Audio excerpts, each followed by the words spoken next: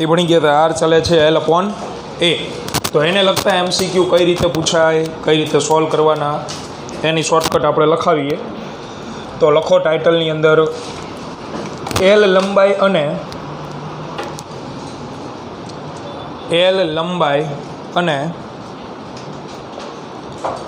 A આડછેદનું ક્ષેત્રફળ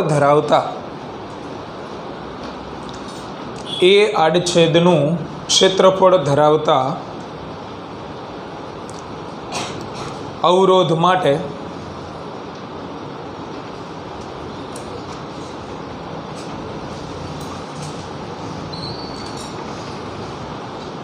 dash. હવે આ ધ્યાન આપજો। તો આર ચલે છે L/A હોય, બરાબર, સાબિત કરી ગયા હતા આપણે। હવે બે પ્રકારના ફેક્ટર આવશે, એક ફેક્ટર હું ભણાવીશ, બીજું તમારે સમજી લેવાનું આ થાય। ધારો કે આપણે લંબાઈમાં જો વાહકની લંબાઈમાં n ગણો વધારો કરવામાં આવે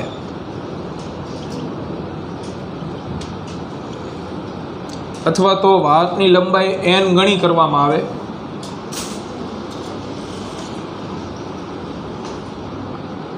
તો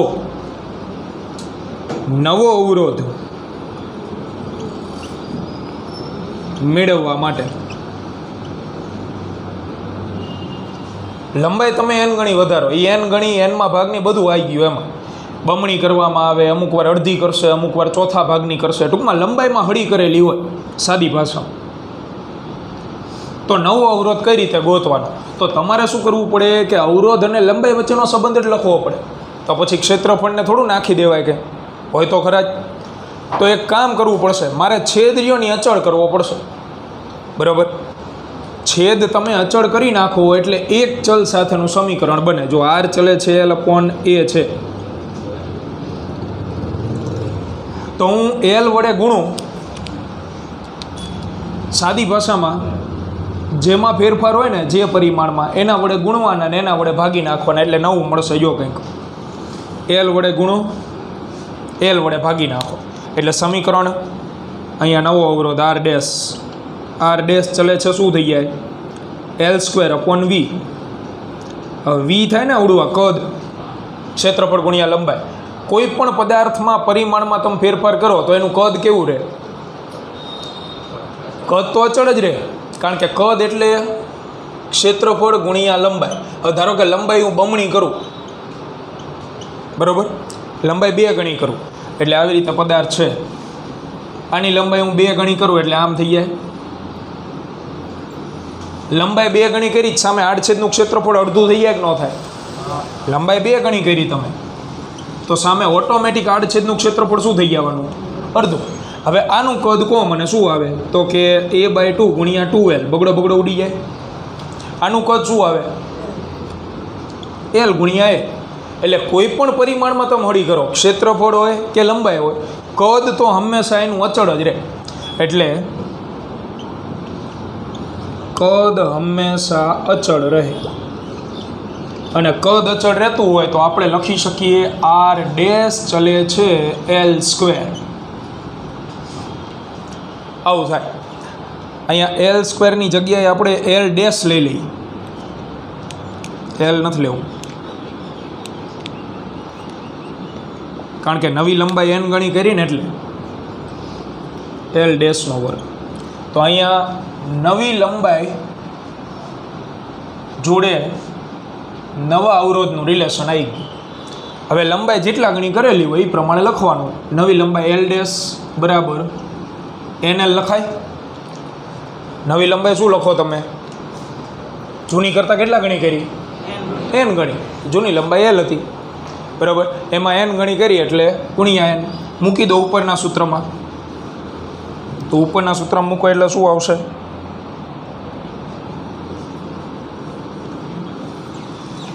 શું મળે? n² L²। ભારે કરી આને તો પણ શીખ। R ડેશ ચલે છે n square l square. l square આ બેનો હવે ગુણોત્તર લઈ લો. અહીંયા r ચલે છે n સ્ક્વેર l સ્ક્વેર છે. જો હવે જૂનો અવરોધ આપણે લખીએ તો r ડેશ છેદમાં r ચલે છે, નિશાની નીકળી જાય તો n સ્ક્વેર l સ્ક્વેર. જૂનો અવરોધ તો જૂની લંબાઈના વર્ગના જ સમપ્રમાણમાં થાય ને. અહીંયા કદાચ હું આમ કરે તો આ શું થઈ જવાનું હતું? કદ. તો r ચલે છે શું આવે તો l સ્ક્વેર, એટલે અહીંયા l સ્ક્વેર આવડી જાય. તો r dash equal to n square r. Shortcut. આને કહેવાય નવો અવરોધ, આને કહેવાય જૂનો અવરોધ. અને n એટલે જેવો ફેરફાર હોય, અડધું કરે તો 1/2, 5 ગણું કરે 5 મૂક દો, 10મા ભાગનું કરે 1/10. આમાં બે પ્રકારના આમાં પરિમાણના અખતરા આવશે. જો આ લંબાઈનો ફેરફાર કર્યો, અહીંયા l વડે ગુણીને l વડે ભાગી નાખો તો r ચલે છે l સ્ક્વેર થઈ જાય. કારણ કે કદ કેવું રહે? અચળ. એટલે ગુણોત્તર લેતા ફાવે, બીજું કંઈ નહીં. ક્ષેત્રફળમાં હળી કરી હોત તો, ક્ષેત્રફળમાં હળી કરી હોત તો એ વડે ગુણે ને એ વડે ભાગી નાખે. તમે એક જ વસ્તુ યાદ રાખો, જેમાં ફેરફાર કરેલો હોય ને એના વડે ગુણવાનું, એના વડે ભાગી નાખવાનું, એટલે તમારો MCQ સોલ્વ થઈ જાય. કોઈ પણ આપેલો r ચલે છે l કોને, હાલો ક્ષેત્રફળમાં હળી કરી તો એ વડે ગુણો, એ વડે ભાગ નાખો. અંશમાં કદ આવી ગયું કે નહીં? છેદમાં a સ્ક્વેર આવી ગયું. તો કદ તો કેવું હોય? અચળ. એટલે r ચલે છે શું લખાય? 1/a square. સિમ્પલ વસ્તુ. આ બે પ્રકારના ફેરફાર આવશે, બીજું કંઈ નવીન નહીં આવે. લંબાઈ તમારે કા લંબાઈમાં હળી કરશે ને કા અવરોધમાં ક્ષેત્રફળમાં હળી કરશે, એ પ્રમાણે તમે નવો અવરોધ ગોતી શકો. મેં લંબાઈનું લખી દીધું, ક્ષેત્રફળનું નથી લખાવતો. ક્ષેત્રફળમાં આ પ્રમાણે આવશે. આ યાદ રાખો સૌથી સારું. જેનો ફેરફાર એના વડે ગુણી નાખવાના, એના વડે શું કરવાના? ભાગી નાખો, એટલે તમને મળશે. જો એક આપણે રકમ જોઈએ એટલે વધારે આઈડિયા ક્લિયર થાય. ધારો કે લંબાઈમાં આપણે 10% વધારો કરી તો અવરોધમાં કેટલા ટકાનો વધારો થાય? આ પ્રકારના MCQ આપેલા હોય ગુજરાત બોર્ડ ગુજકેટમાં. જો વાહકની લંબાઈમાં 10 નહીં 100% વધારો કરીએ, વધારો કરતા અવરોધમાં પ્રતિશત ફેરફાર કેટલો? આવું પૂછાય. તો ફેરફાર જોતો હોય તમારે તો નવો અવરોધ ગોતવો પડે ને, પછી એની બાદબાકી લેવી પડે. એટલે જ્યારે વાહકની લંબાઈ l હોય ત્યારની વાત કરી. l લંબાઈ હોય તો r ચલે છે સીધે સીધું શું લખ નાખવાનું? l square. સીધું લખ નાખવાનું, r ચલે છે l સ્ક્વેર. સમીકરણ નંબર 1. હવે વાહકની લંબાઈ 100% વધી, લંબાઈ 100% વધે છે તો નવી લંબાઈ l ડેશ બરાબર શું લખાય? તો l તો હતી જ, એમાં 100%નો વધારો થયો એટલે પ્લસ, અને 100% કોના? તો કે જૂની લંબાઈના. ઘટાડો થયો તો 10%નો, તો માઇનસ કરે તો આપણે. તો અહીંયા l પ્લસ ટકાની સંખ્યામાં ફેરવો l, એટલે લંબાઈ થઈ ગઈ બમણી 2l. તો હવે નવો અવરોધ શું લખાય? આના મુજબ નવો અવરોધ r ડેશ ચલે છે, આની જગ્યાએ શું મૂકવાનું થાય? 2l અને એનો વર્ગ. તો r ડેશ ચલે છે 4l સ્ક્વેર. આ નવો અવરોધ થાય. આપણને ફેરફાર પૂછો તો ફેરફાર પૂછેલો, આ બેનો ગુણોત્તર લઈ લો. સમીકરણ 1/2 અથવા 2/1. તો r ડેશ ભાગ્યા r ઇક્વલ ટુ ચલે છે નીકળી જાય, ગુણોત્તર લો એટલે. તો 4l square upon l square આ ગયું. તો r ડેશ બરાબર 4r. લંબાઈ 2 ગણી વધી તો અવરોધ 4 ગણો વધી ગયો. જો આવડી આ શોર્ટકટ આવી. લંબાઈ 2 ગણી વધે તો તમે સીધું અહીંયા મૂક્યું હોત તો અવરોધ સીધો 4 ગણો વધે. આપણને પૂછેલો છે ફેરફાર, તો ફેરફાર એટલે લખાય ડેલ્ટા આર. ડેલ્ટા આર બરાબર શું લખાય? તો કે નવો અવરોધ ઓછા જૂનો અવરોધ. નવો અવરોધ કેટલો મળ્યો? 4R. જૂનો અવરોધ કેટલો હતો? R. તો જવાબ આવે 3R. અને પ્રતિશત ફેરફાર એટલે ટકાવારીમાં પૂછે તો ટકાવારી આવે 300%. ઓપ્શન આપેલા હોય 100%, 200%, 300%, 400%. જવાબ મળે તમને 300%. મોટાભાગના વિદ્યાર્થી 400% ટીક કરીને આવે, કારણ કે એ આ શોર્ટકટ વાપરે ને એટલે સીધો નવો અવરોધ ગોતે. પણ તમને ફેરફાર પૂછે છે, ધ્યાન રાખવું. બરાબર? તો આ બધી માથાકૂટમાં તમારે ન ઉતરવું હોય, સીધી એક જ વાત, R ચલે છે L² અને R ચલે છે 1/a². આ બે પ્રકારના રિલેશન છે. ક્યારેક ક્યારેક અહીંયા એવું લખી નાખે ક્ષેત્રફળમાં 100%નો વધારો કરવામાં આવે, તો મારે અહીંયા શું લખવું પડે? R ચલે છે 1/a². એ પ્રમાણે ગણતરી કરવાની. અને મારી રીત પ્રમાણે આમ જ હલાય. શોર્ટકટ તો અમુક જગ્યાએ તકલીફ કરાવી, આ શોર્ટકટ રહીને આ લેન્ધી નથી પડતું ને, તો આ પ્રમાણે જ હલાય. શોર્ટકટમાં શું થાય કે અમુક દાખલામાં એ તકલીફવાળો, કારણ કે આ જે છે ને એ મોટી લંબાઈ માટે જ લાગુ પડે, નાની લંબાઈમાં પાછું લાગુ ન પડે. 1%નો વધારો કર્યો હોય તો આ ખોટું ન હાલે, તો પછી આ રીતે જ કરવાનું. આ બધે લાગુ પડશે. 1% હોય, 2% હોય, 0.05%નો વધારો કરો ને તોય લાગુ પડે. બરાબર? તો અહીંયા આપણે સીધું શોર્ટકટ લખાઈ દઈએ. R ચલે છે L² અને R ચલે છે 1/a². લંબાઈમાં 10%નો ઘટાડો કરો તો અવરોધ કેટલો થાય? શોધીને આપો મને, હાલો ઝડપથી. લંબાઈમાં 10%નો ઘટાડો લખાવો. યાદ રાખો. લંબાઈમાં 10%નો ઘટાડો કરવામાં આવે તો નવો અવરોધ કેટલો?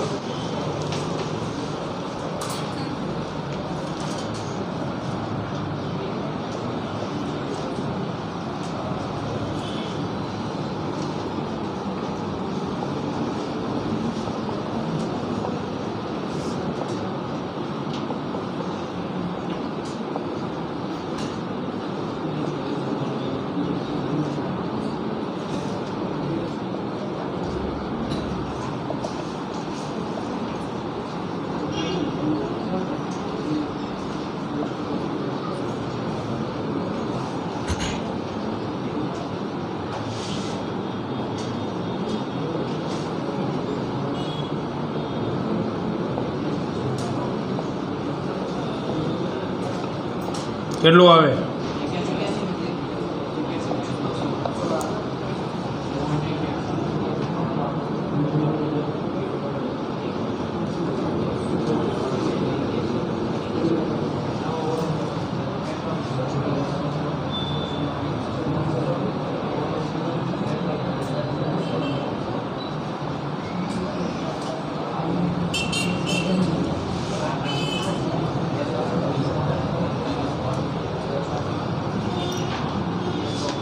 નવો અવરોધ કેટલો આવ્યો? 81/100. નવો અવરોધ એટલો મળ્યો ને, ફેરફાર બાકી, નવો અવરોધ એટલો મળે. તો આવા તમને MCQ વધારે જોવા મળશે. જો આ બે સહેલી રીતે લખી દીધું. R ચલે છે L/a, લંબાઈમાં ફેરફાર, લંબાઈ વડે ગુણો, લંબાઈ વડે ભાગ નાખો. આ થઈ ગયું કોણ? કદ. તો કદ કેવું રહે? અચળ. એટલે R ચલે છે L². ખાલી લંબાઈમાં હળી હોય ત્યારે આ વાપરવાનું. ક્ષેત્રફળમાં ફેરફાર, તો R ચલે છે L/a, ક્ષેત્રફળ વડે ગુણો, ક્ષેત્રફળ વડે ભાગ નાખો. આ થઈ ગયા a². અંશમાં શું આવી જાય પાછું? કદ. તો કદ કેવું રહે? અચળ. એટલે R ચલે છે 1/a². બરાબર? આ પ્રમાણે લખ નાખો ઝડપથી. 300%નો પ્રતિશત ફેરફાર થાય.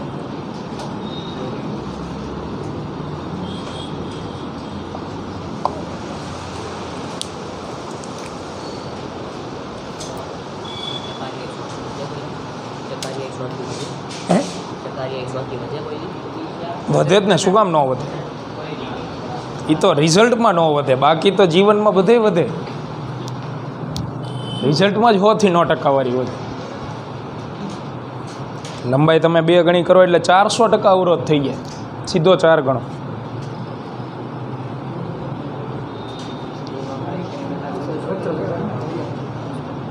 હતી તે બેરતા નથી. શું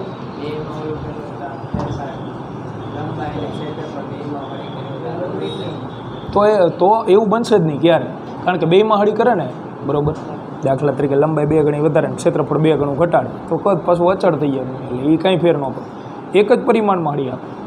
અને એનું કારણ છે ઓલું જૂનું રિલેશન બધાને યાદ હોય, આર ચલે છે લપોને, એટલે પહેલો જ ઓપ્શન એ આપ્યો હોય. લંબાઈ 2 ગણી વધારવામાં આવે તો અવરોધ કેટલો થાય, તો કે બમણો. કેમ તે કે સમપ્રમાણમાં છે, તો ક્ષેત્રફળ ક્યાં ગયું, તો કે કાગો લઈ ગયો.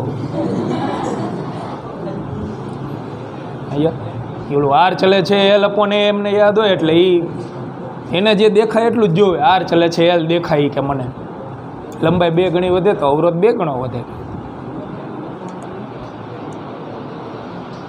આને કહેવાય એક ચલ સાથેનું સમીકરણ બનાવવું, એક ચલ હારેનું જ બનાવ્યું.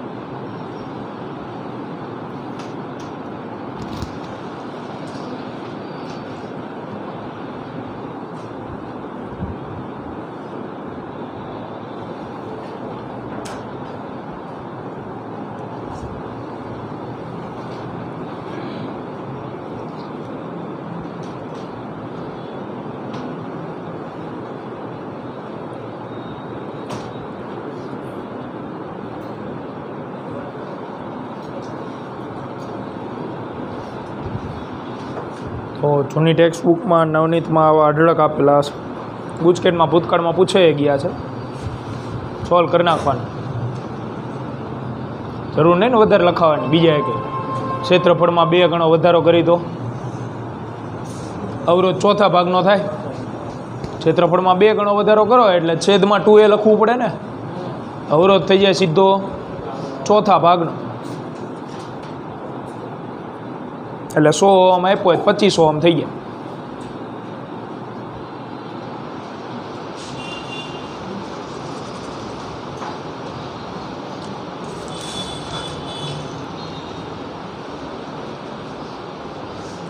હા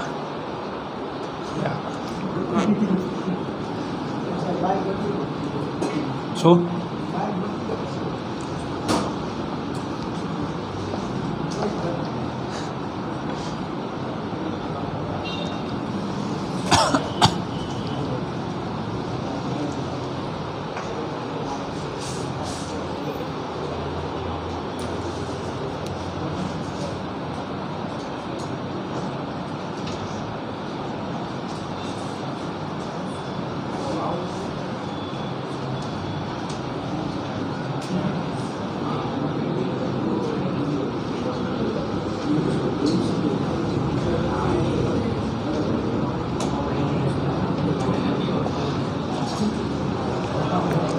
હા લખાઈ ગયું. હવે આપણે એવી રાશિઓ ભણવાની કે જે બધી હરખી લાગશે. અવરોધકતા, વાહકતા, વાહકત્વ, કંઈક ને કંઈક બોર્ડની પરીક્ષામાં હોય. કાં એનો એસઆઈ એકમ પૂછે, કાં પારિમાણિક સૂત્ર પૂછે, કાં 2 માર્કમાં પૂછી નાખે.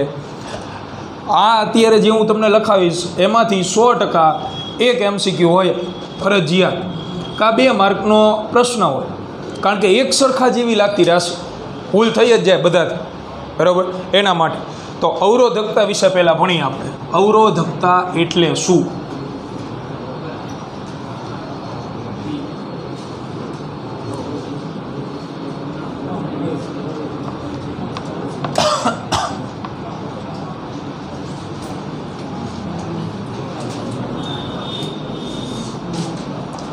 તો तो સૌથી પહેલાં અવરોધકતા વિશે ભણીએ તો વાહક માટે કોઈપણ વાહક માટે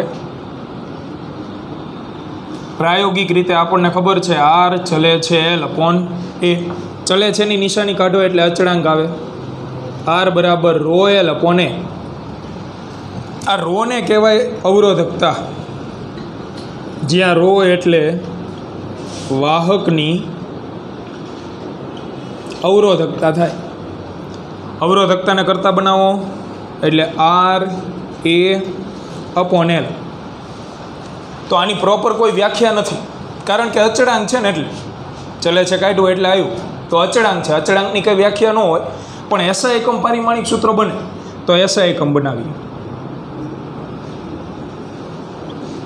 એસઆઈ એકમ આવશે ઓહમ ઇન્ટુ મીટર સ્ક્વેર પ્રતિ મીટર. એક વખત મીટર કેન્સલ થઈ જાય એટલે અવરોધકતાનો એસઆઈ એકમ હોય ઓહમ ઇન્ટુ મીટર. પારિમાણિક સૂત્ર તો અવરોધનું શું યાદ રાખવાનું કીધું હતું? 1232 અને મીટરનું હોય L1, તો કેટલું થઈ જાય? M1 L3 T-3 A-2. કુલમવાળું હું નથી લખાવતો. હવે કુલમવાળા હું લખાવીશ જ નહીં, જ્યાં જરૂરિયાત લાગશે ને ત્યાં લખાવશું આપણે, બરાબર? તો કુલમવાળા બનાવીએ કોના હાથે? હવે Q બરાબર A1 T1 હોય તો A1 બરાબર Q1 ઇન્ટુ T-1 લખી શકાય. તમારે ઓપ્શન આપેલા હોય એ પ્રમાણે હોય. અને છેલ્લો મહત્વનો પોઈન્ટ, અવરોધકતા વાહકના તાપમાન અને દ્રવ્યની જાત ઉપર આધાર રાખે.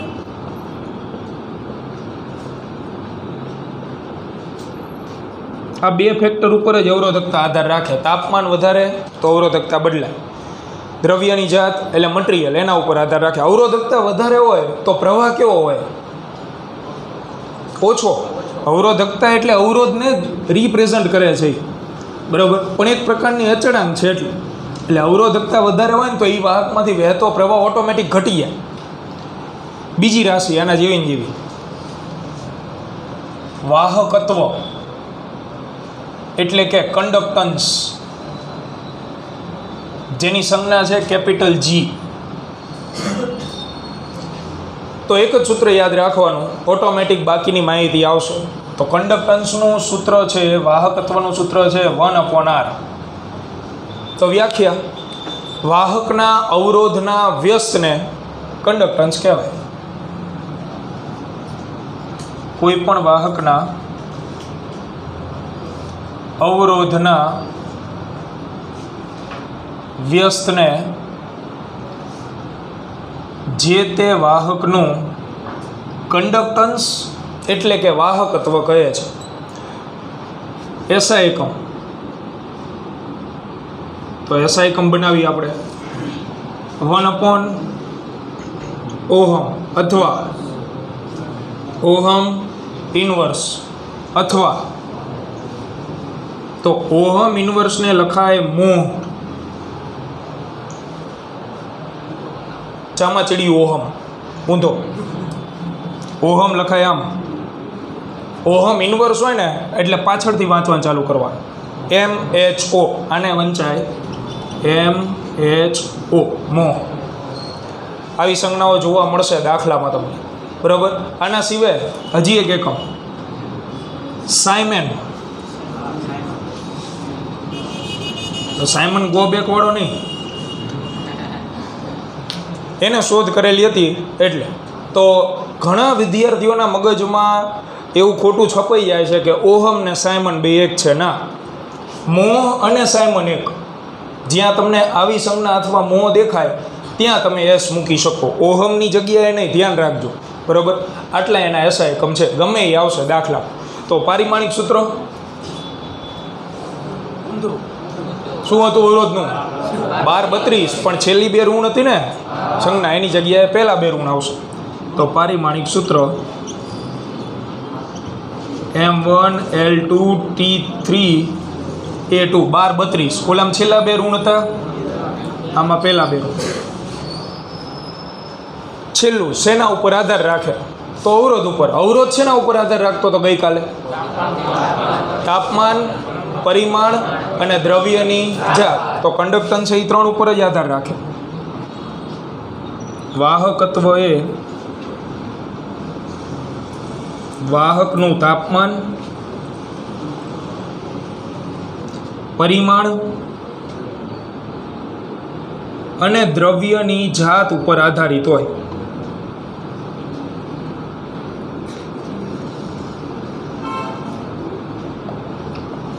ત્રીજી રાશિ આવીને આવી વાહકતા,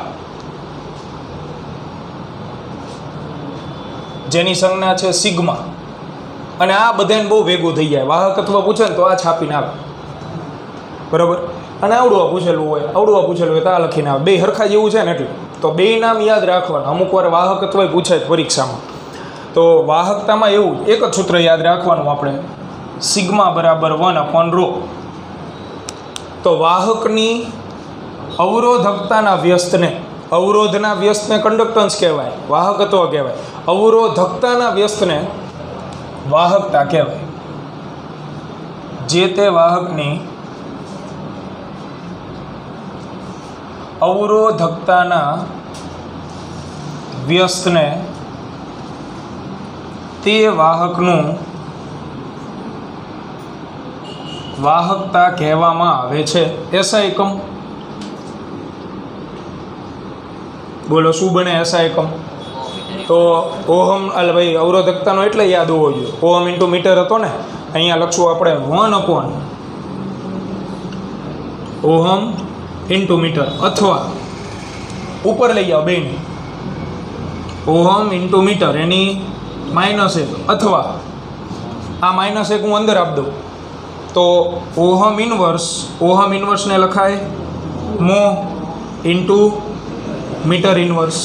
અથવા સાયમેન ઇન્ટુ મીટર ઇન્વર્સ. એટલે બરાબર, મોની જગ્યાએ સાયમેન તમે લખી શકો, કેપિટલ S. સેકન્ડ નો વાંચતા ધ્યાન રાખજો, બરાબર. એમાં સ્મોલ s આવે, કેપિટલ S ઇન્ટુ મીટરની -1 ઘાત. પારિમાણિક સૂત્ર ઓલાનું જુઓ એવું જ આવે, પણ પ્લસ હોય માઇનસ થઈ જાય, માઇનસ હોય શું થઈ જાય, પ્લસ થઈ જાય. એટલે m -1 L -3 T 3 અને A 2. આ એટલે ભેગું થાય બધાય. અને એટલે જ પૂછે છે, કાં MCQમાં જોવા મળશે તમને ફરજિયાત, અને કાં તો 2 માર્કનો એકાદો પ્રશ્ન હોય કે આના વિશેની માહિતી આપો. પારિમાણિક સૂત્રને એસા એકમ તો જનરલી હોય જ છે, બરાબર. એટલે આ ધ્યાનમાં રાખવું. કાં તો તમને એવી રીતે પૂછે 3 અવરોધ આપી દીધા આવી રીતે 1, 2 અને 3 ઓહમ, તો સમતુલ્ય કંડક્ટન્સ ગોતો. શ્રેણી જોડાણ આપ્યું હોય, પહેલાં તમારે સમતુલ્ય અવરોધ લઈ આવાય અને પછી એનું શું કરી નાખવાનું, વ્યસ્ત, એટલે કંડક્ટન્સ મળે. આ પ્રકારના આવશે દાખલા. જો એક ચોપડીનો દાખલો, કયો દાખલો જો ભાઈ, સ્વાધ્યાય કાઢે.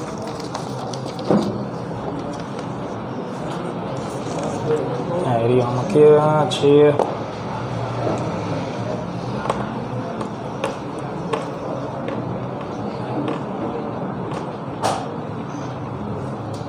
સ્વાધ્યાયનો 3.6.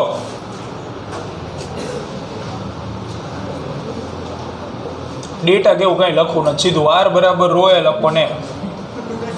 બરાબર. ગોતવાનું શું કીધું? એટલે આમાં એક વસ્તુ રહી ગઈ ને હજી, કોના ઉપર આધાર રાખે? વાહકતા એ. તો વાહકતા કોના ઉપર આધાર રાખે? અવરોધકતા ઉપર. એકડા ઉપર તો રાખે નહીં, અવરોધકતા ઉપર જ રાખે. તો અવરોધકતા કોના ઉપર રાખતી હતી? તાપમાન અને દ્રવ્યની જાત ઉપર. તો આ પણ વાહકનું તાપમાન અને દ્રવ્યની જાત ઉપર આધારિત હોય.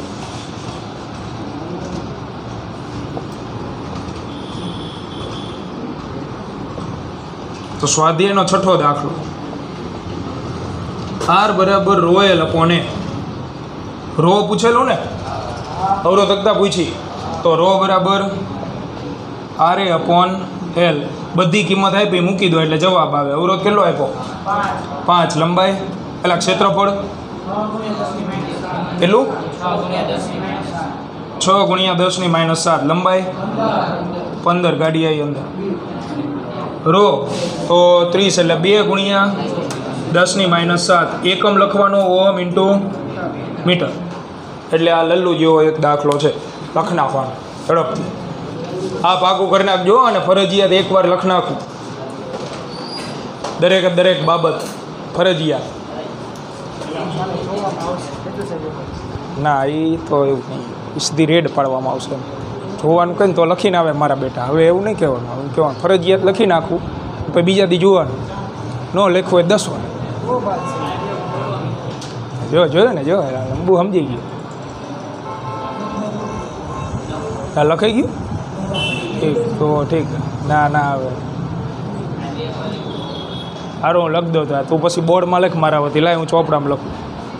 આવતો રાય. હાલે શું આવું? હાલ આવું નહીં શું તારે વાતું કરવી ખાલી ખોટી. લખવા મળી સારો માનો, પણ સમજાતું નથી શું બોલે છે. શું પેલા મારા જેટલી દાઢીને મોસું આવે તારે? હે પેલા એ ઉગાડતું, પછી પગાર લેવા આવજે તું. પગાર લેવા આને હાલી નીકળો. ઈંડામાંથી નીકળે નથી પગાર લો. એમનામાં આવે છે પગાર તો પછી હજી તો ફૂટીને નીકળું, કાચું ઈંડું હે હજી. સીધું ઉડવા શીખવું. લઈ જશે ઓલું બાદ જોઈ ગયું ને તો હમણાં એટલે આવી 2-3 દીથી નથી આવતી. એ તારો સાચું.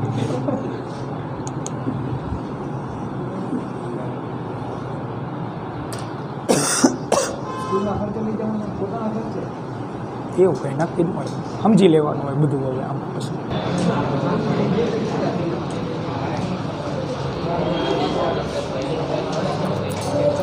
હવે લખાઈ જાય 16મા દાખલાની રકમ જોઈએ. સ્વાધ્યાયનો 16મો. તો એમાં આપેલ આપણને એક એલ્યુમિનિયમ અને બીજા કોપરના હોય તેવા 2 સમાન લંબાઈના તારના અવરોધો સમાન છે. એટલે length of aluminium equal to length of copper અને resistance of aluminium equal to resistance of copper. આગળ તો બેમાંથી કયો તાર હલકો હશે? એટલે આપણે ટૂંકમાં સાબિત કરવાનું થશે આગળ જતાં. એમાં જો બીજો પ્રશ્ન વાંચો. તે પરથી સમજાવો કે શા માટે ઓવરહેડ પાવર કેબલ માટે, આ થાંભલા મોટા થાંભલા હોય એમાં જે કેબલ વપરાતો હોય એમાં એલ્યુમિનિયમનો તાર પસંદ કરવામાં આવે છે. જવાબ આવી ગયો. બેમાંથી કયો તાર હલકો હશે? એલ્યુમિનિયમનો જ. અને બીજાનો જવાબ એ આવી ગયો કે શું કામ વાપરવામાં આવે? હલકો તાર છે એટલે. જો વધારે વજનવાળો હોત તો ગમે ત્યાં ટકો ફોડે, બરાબર. એટલે એલ્યુમિનિયમનો તાર હલકો. આ દાખલાની સરળતા એ કે જવાબ ખબર જ છે, એલ્યુમિનિયમનો તાર જ હલકો આવવાનો, એનું દળ જ ઓછું મળવાનું. પણ એ સાબિત કરવાનું છે આપણે, બરાબર. તો પાછળ તમને કિંમતો આપી બધી. રો એલ્યુમિનિયમ એ અવરોધકતા છે, ઘનતા નથી, ધ્યાન રાખજો. ઘનતાની સંજ્ઞા આપણે રો લેતા હતા, પણ હવે આ ચેપ્ટરમાં અવરોધકતાની સંજ્ઞા છે. તો રો એલ્યુમિનિયમ કેટલી આપી? 2.63 10 - 8. એકમ ઉપરથી ખબર પડી જાય અવરોધકતા છે ને, ઓહમ ઇન્ટુ મીટર. કોપરની 1.72 10 - 8 ઓહમ ઇન્ટુ મીટર. પછી સાપેક્ષ ઘનતા લખીને આપી હશે બેની. પણ સાપેક્ષ ઘનતા એટલે શું? 11મા ધોરણમાં આવ્યું હતું. પાણીની સાપેક્ષ ઘનતા. સાપેક્ષ ઘનતા એટલે આવું લખાય, જે તે તત્વની ઘનતા હોય છેદમાં પાણીની ઘનતા હોય. તો અહીંયા બેની સાપેક્ષ ઘનતા આપીને એટલે ચાલશે. જો એકની સાપેક્ષ આપેલી હોત અને એકની સાદી ઘનતા આપી હોત તો તમારે એની ગોતવા જ આવી પડે. પાણીની ઘનતા હોય 1000, બરાબર. સાપેક્ષ ઘનતા આપીને એટલે એકમ નહીં લખ્યો હોય પાછળ. જો સાપેક્ષ ઘનતાને એકમ ન હોય, ઉડી જાય ને બેની. એટલે તો આપણે ઘનતાને સંજ્ઞા લેશું ડી. તો એલ્યુમિનિયમની સાપેક્ષ ઘનતા કેટલી? 2.7 અને કોપરની 8.9. આટલો ડેટા આપેલો. આપણે સાબિત કરવાનું છે એલ્યુમિનિયમનો તાર હલકો હોય, એનું દળ ઓછું હોય એવું સાબિત કરવાનું. તો અહીંયાથી ચાલુ કરે. R aluminium equal to R copper. તો અવરોધ અને પરિમાણ વચ્ચેનો સંબંધ ρ L / A, એટલે ρ એલ્યુમિનિયમ L એલ્યુમિનિયમ છેદમાં A aluminium equal to ρ copper L copper અને A કોપર. હવે આમાં દળ કેવી રીતે લાવવું? દળ તો લાવવું પડશે, દળ વગર મેળ આવવાનું નથી, તો જ સાબિત થાય. તો દળ લાવવા માટે આપણે ઘનતાનો ઉપયોગ કરશું. ઘનતા બરાબર લખાય દળના છેદમાં કદ. બરાબર. તો હું કોઈ પણ પ્રકારનું એરેન્જમેન્ટ કરીને જો કદ લઈ દેતો હોય આ સૂત્રની અંદર તો દળ આવી જાય. કારણ કે કદ લઈ દો એટલે કદ બરાબર શું લખાય? દળના છેદમાં ઘનતા. તો કદ હમણાં જ ભણી ગયા. કદ બરાબર લખાય ક્ષેત્રફળ ગુણ્યા લંબાઈ કોઈ પણ વાહકનું. તો આની અંદર તમે જુઓ છેદમાં ક્ષેત્રફળ છે, હું લંબાઈ વડે ગુણીને લંબાઈ વડે ભાગી નાખું એટલે છેદમાં કદ આવી જાય કે ન આવી જાય? બરાબર. એટલે બે બાજુ લંબાઈ વડે ગુણો ને લંબાઈ વડે ભાગો, પણ જે તે તત્વની લંબાઈ. એટલે ડાબી બાજુ ρ L A અને એલ્યુમિનિયમ, આ બાજુ કોપરની લંબાઈ, કોપરનું ક્ષેત્રફળ. કદ લાવવા માટે L વડે ગુણવાનું છે, એટલે એલ્યુમિનિયમની લંબાઈ વડે ગુણીએ અને એલ્યુમિનિયમની લંબાઈ વડે ભાગી નાખો. કોપરની લંબાઈ વડે ગુણો અને કોપરની લંબાઈ વડે ભાગો, તો થઈ જશે ρ એલ્યુમિનિયમ L એલ્યુમિનિયમ એનો વર્ગ છેદમાં આ બેનો ગુણાકાર એટલે કદ. તો volume of aluminium equal to કોપરની લંબાઈનો વર્ગ અને કોપરનું કદ. તો લંબાઈ સરખી છે એટલે બે બાજુથી આ કેન્સલ. હવે આવી જાય દળ. તો ઘનતા બરાબર, ભલે સાપેક્ષ ઘનતા હોય કોઈ વાંધો નહીં, દળના છેદમાં કદ. તો કદ બરાબર દળના છેદમાં શું લખાય? ઘનતા. મૂકો જે તે તત્વ માટે. તો ρ એલ્યુમિનિયમ છેદમાં એલ્યુમિનિયમનું કદ છે, તો મુકાય એલ્યુમિનિયમનું દળ અને એલ્યુમિનિયમની ઘનતા. એટલે માસ ઓફ એલ્યુમિનિયમ છેદમાં ડેન્સિટી એલ્યુમિનિયમ ઘનતા ઇક્વલ ટુ કોપર એની અવરોધકતા, કોપરનું દળ, કોપરની ઘનતા, છેદનો છેદ અંશમાં. તો ρ aluminium into D aluminium upon M aluminium. Copper માટે આ જ પ્રકારે. હવે દળને કરતાં બનાવી દો. આ કોપરનું દળ રહ્યું ને હું અહીંયા લઈ લઉં. તો કોપરનું દળ આ સાઈડ લઈ લો, માસ ઓફ કોપર છેદમાં માસ ઓફ એલ્યુમિનિયમ. આ તો હતું જ જમણી બાજુ ρ કોપર D કોપર છેદમાં.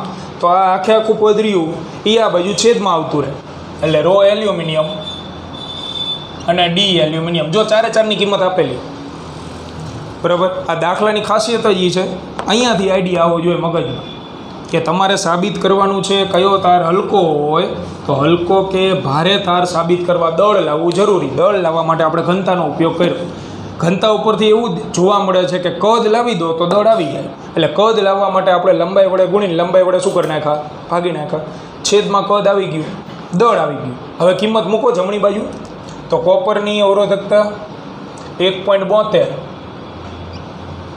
10⁻8 ગુણ્યા કોપરની ઘનતા 8.9 છેદમાં એલ્યુમિનિયમની અવરોધકતા 2.63 10⁻8 અને 2.7. 10⁻8 કેન્સલ. ગોતો 2.15. તો આ ગુણોત્તર તમને એક કરતાં મોટો મળ્યો, એમ કોપર એમ એલ્યુમિનિયમ, એટલે એમ કોપર છેદમાં એમ એલ્યુમિનિયમ ઇઝ ગ્રેટર ધેન 1 આવ્યું. તો ગુણોત્તર એક કરતાં મોટો ક્યારે આવે? અંશ મોટો હોય ત્યારે, છેદ મોટો હોય ત્યારે. અંશ મોટો હોય ત્યારે. એટલે સાબિત થઈ ગયું કે mass of copper is greater than mass of aluminium. તો કયો તાર હલકો હોય? એલ્યુમિનિયમનો તાર હલકો. અને એટલા માટે જ એને ઓવરહેડ કેબલની અંદર ઉપયોગ કરવામાં આવે. બરાબર, લખના.